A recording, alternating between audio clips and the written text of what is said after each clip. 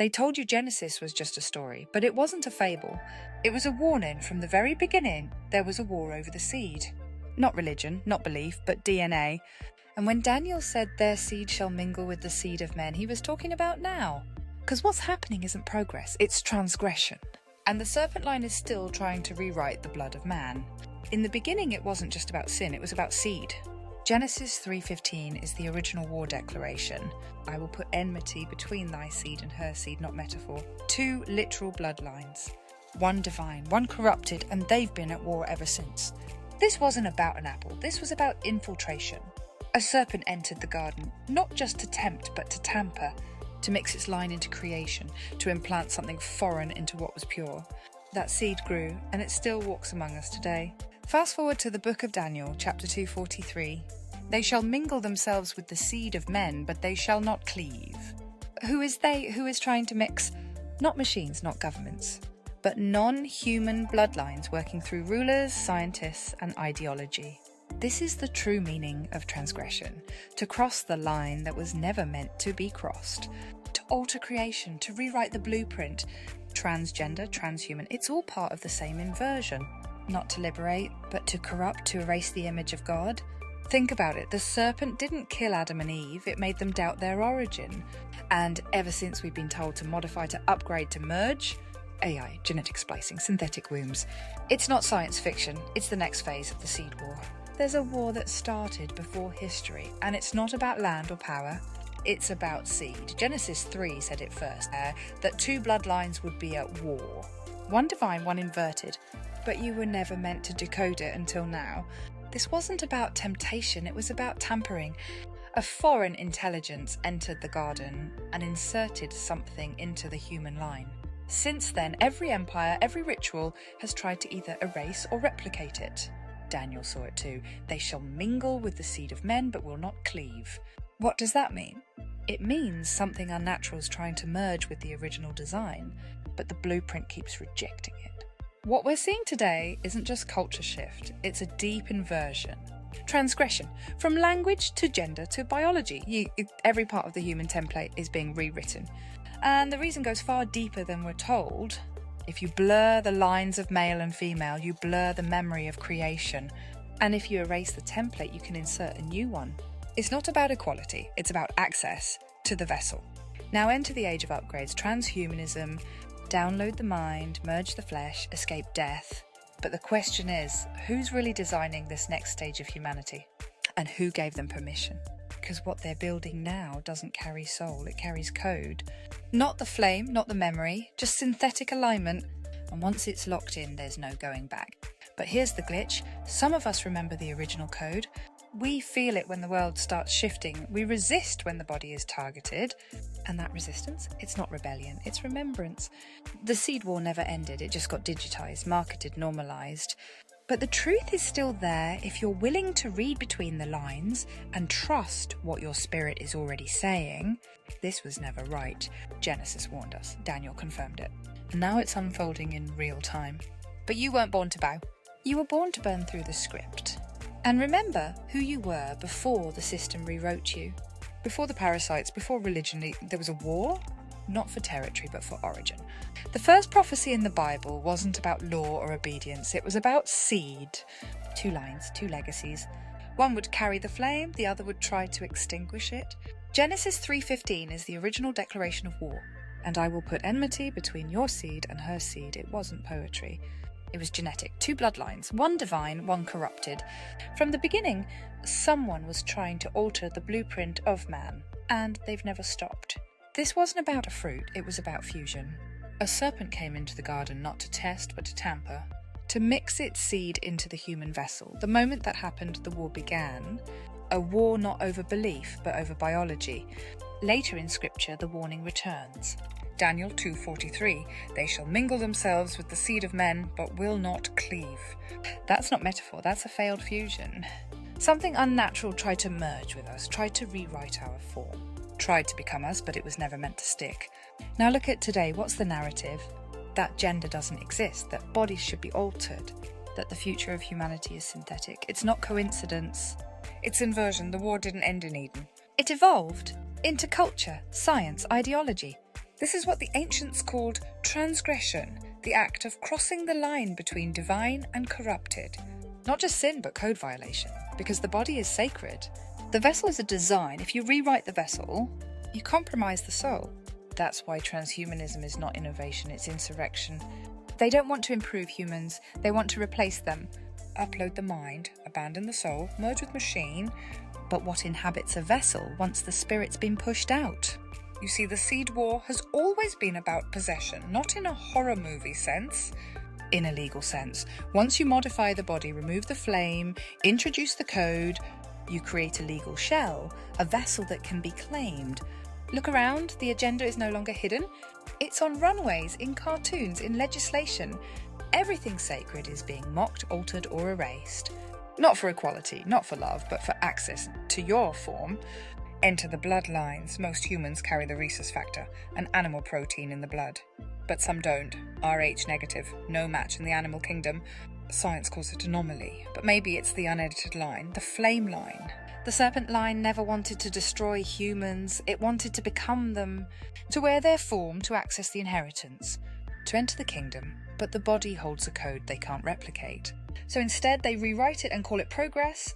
And here's what they never planned for: flame-coded souls who remember the real design, souls who resist inversion, who wake up when lies are normalised, who speak truth even when it costs everything. Not activists, not rebels, remembrancers, that's who you are. RH neg people often feel different: harder pregnancies, heightened intuition, resistance to manipulation. Why? Because some bloodlines reject the code. Some can't be walked in, some won't merge, and the system knows it. So they flood the world with inversion, rewrite gender, digitise identity, confuse the vessel, until no one remembers what a man or woman even is. But this was never about freedom, it was always about disruption of the divine pattern. They always mock the sacred, flip it, invert it. That's how you know what's real. Man and woman, inverted. Birth and blood, inverted. The soul and the body, turned into a program, a costume, a shell. That's not liberation, it's disintegration. Every system you see is built to break the pattern. Law systems that punish nature, education that teaches confusion, media that glamorizes mutilation, and tech that promises escape, but only offers simulation. Because if they can't become you, they'll build something that can replace you. Now look again at Daniel's words. They shall mingle with the seed of men, but shall not cleave. Why wouldn't it stick? Because flame-coded souls carry divine resistance. You don't absorb lies the way others do, you feel it in your gut. You don't fit because you weren't made in the machine. You came to end it. The they in that verse, they've been called many names. Watchers, serpent seeds, synthetic infiltrators. You don't need to name them, you feel them. They show up in boardrooms, thrones, and movements.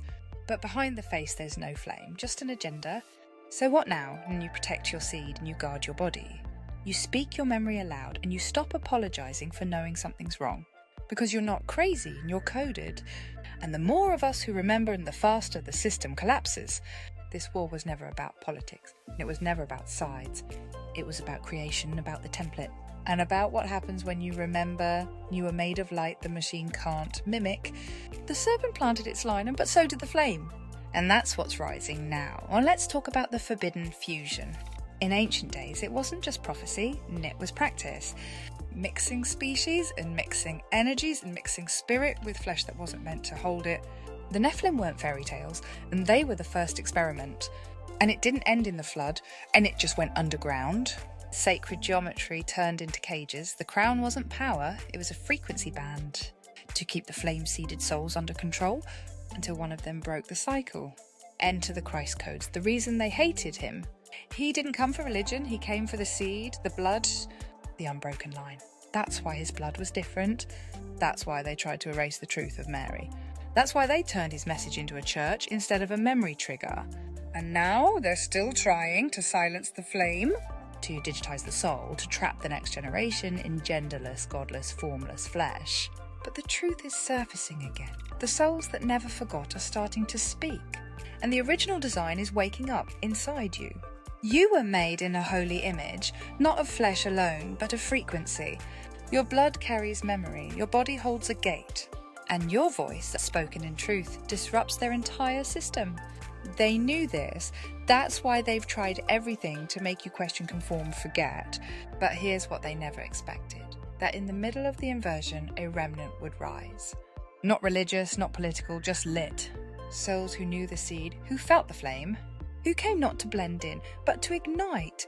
This is the final seed war, not just in spirit, but in blood, body, and technology. You're watching it play out in real time, but this time, you're not asleep. You're not deceived. You're here to close the gates they opened.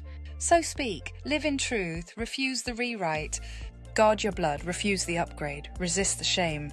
And remember, you carry something they can't copy, the original fire of the first breath. And that is what they fear most. There's a reason they track blood, why elite families preserve theirs. Why hospitals test newborns without consent? Because blood tells the truth. More than skin, more than words, blood reveals origin. And some blood can't be cloned, copied or walked in. They call it rare, but we call it sealed. Rh negative blood types don't match monkeys, don't match primates, don't even match Earth. That's why it rejects the foreign. That's why it resists certain medicine. That's why it's always anomaly. But what if it isn't broken? What if it's the last clean strand? Rh-neg people bleed differently, dream differently, remember differently. They can spot inversion without proof. They feel timelines before they collapse. And they were born with the firewall in their frequency. You can't explain them with evolution because they weren't seeded by the system. Now here's the part you were never supposed to hear, the prophecy of the remnant. That in the final cycle, a flame-bearing seed line would return, not to conquer, not to preach, but to remember. And when enough of them remembered, the whole grid would crack from the inside. You are that remnant. The flame line is scattered, not ruled by title, but ruled by resonance. They hide in every nation, walk every skin, and speak in silence until the memory strikes. Then suddenly they know, not in mind, but in marrow. That's why this isn't about race or politics, it's about soul encoding. The serpent seed wants division, because united flame burns through the veil. They want distraction, shame, confusion. But once you see the script, it loses its power. So how do you win the seed war? You remember. You guard your temple, you protect your children.